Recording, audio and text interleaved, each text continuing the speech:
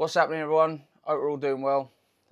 Episode 3 of the 125 build. It's been a while.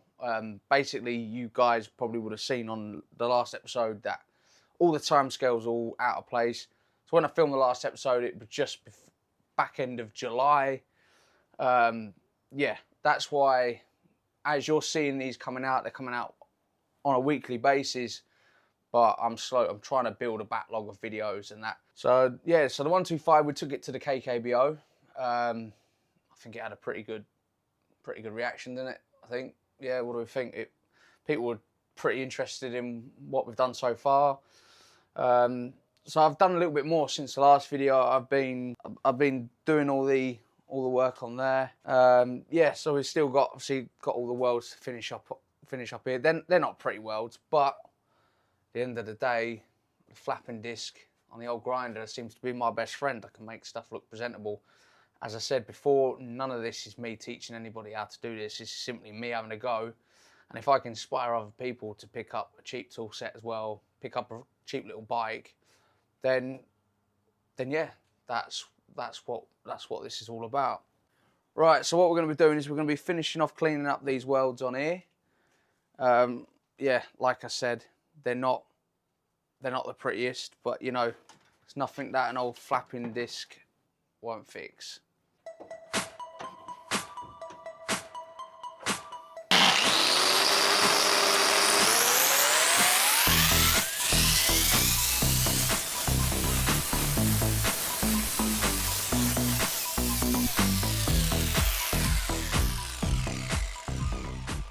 So that's the only thing with we're not being that good at welding. You're trying to tidy up like bulky welds in an area that you don't really want to be having to really grind. It's like really tight here. Look, if you look around here. Yeah, so I'm obviously trying to tidy up like all of this area here. It's a really tight area, and I'm ending up like now starting to grind into this nice finished surface, which I didn't really want to be doing. So we are making very slow progress. I attacked it with a flapping disc, and then went in with a normal conventional grinding disc. And yeah, like I said earlier, it's tight, but I've also been using a file as well. But we are getting there, look. So if we have a look at this here, we are getting there. I think, unfortunately, I don't know if the camera's picking it up, but I accidentally taken a bit of the edge away here, look. So I'm hoping that I can possibly build that back up with weld. I remember Simon from Mint Customs and Tomboy in a bit, they used some filler that was compatible for the powder coater. So whether I have to build that edge up with filler, just because I think to be fair, I think I'm going to end up doing creating more work, trying to build that up with weld. Unfortunately, it's a really obvious place. Like, it's really visible, especially obviously with it being the top mounts for the mudguard.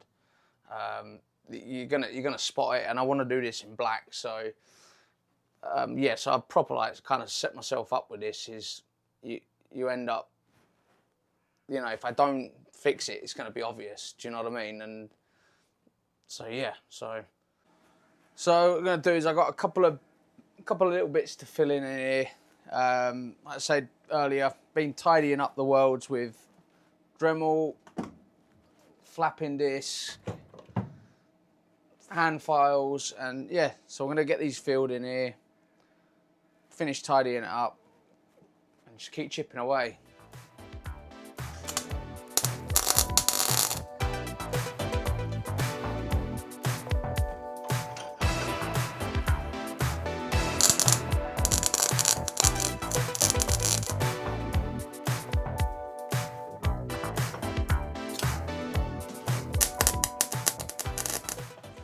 So let's start cleaning these up.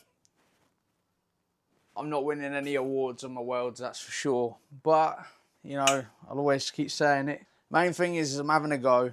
Obviously, this isn't structural. It is on there. All I've done basically is I've just blown a hole in it. I would really like to learn how to weld properly. And to be fair, a lot of people that I see on YouTube and on Instagram and all that, a lot of them are using TIG. Obviously, I'm guessing TIG From what I've heard, TIG welding is a lot harder, but it is obviously a lot finer. It's a lot more finesse. It looks a lot neater.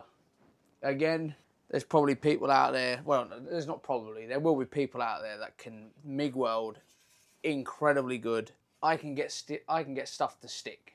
You know what I mean? This isn't at all about me trying to make it look like I can do this like off the block, straight out, fucking killing it, you know? There are a lot of people out there that have never had a go at building a bike, want to build one, and if I can do it, and if I can make stuff look presentable, then any of you guys can do it. That's literally what this is all about. It's all about simply just having a go. And, you know, take your time. Don't rush things like I do. Just enjoy it. Just have fun with it, you know? And yeah, there's loads of people out there that are willing to help you, or at least give you advice.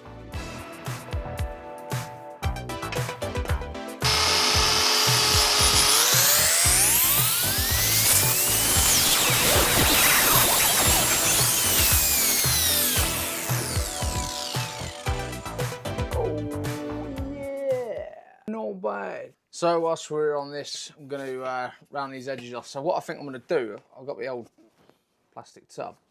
I reckon, probably better ways to do it. However, I reckon that I can get that on there like that. You guys can see that? Can you see that? Yes, you can. Hold that on there. Oh yeah, it's not too bad that.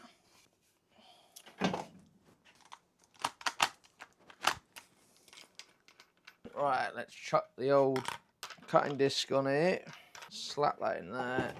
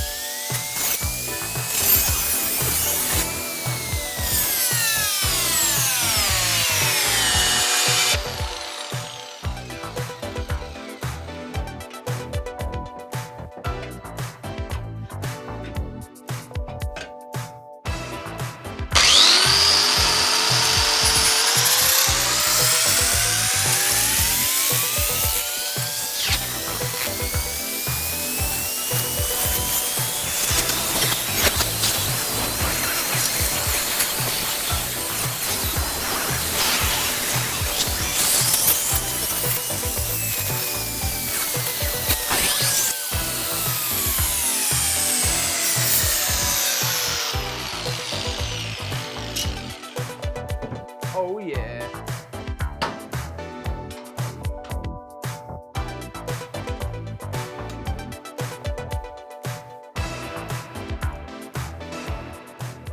Put this on the wrong fucking way. Put it on the wrong way. Right, let's try that again.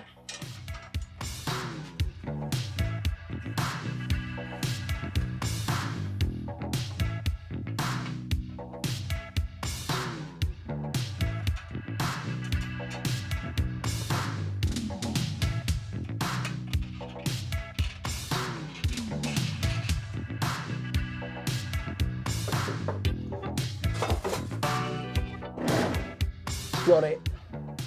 That's not looking too bad, is it? To be fair, that is not looking too bad.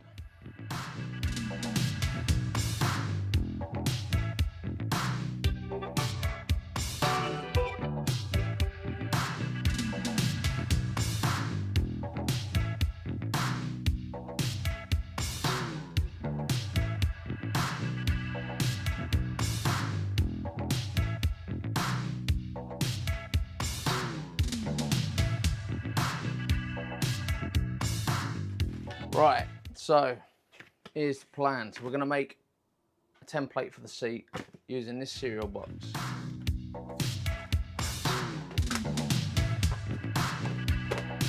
The old Sharpie pen.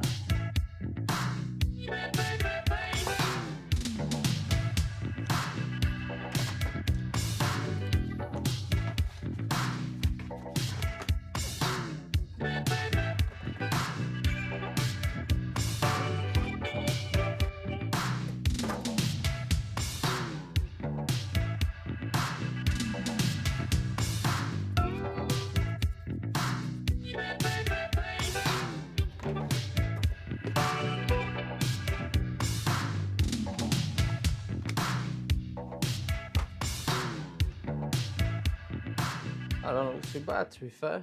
I mean, obviously it's just a rough template at the moment, but I think that's all right. I like this gap up here. Maybe make it a bit longer. I quite like that. Yeah, so I think we are done for today. To be fair, it's not been too bad. A bit time consuming. Smoothing them welds out and that, I found that, like, that's taken forever. You know, obviously we smashed the corners out on the mudguard real quickly. Obviously I've got some filler to put around the welds on the tabs on the mudguard. But yeah, just slowly making progress with it, slowly chipping away, and you know, just, I mean, these things take time, right? You know, they take time, and we are getting there. I'm excited to keep going with it.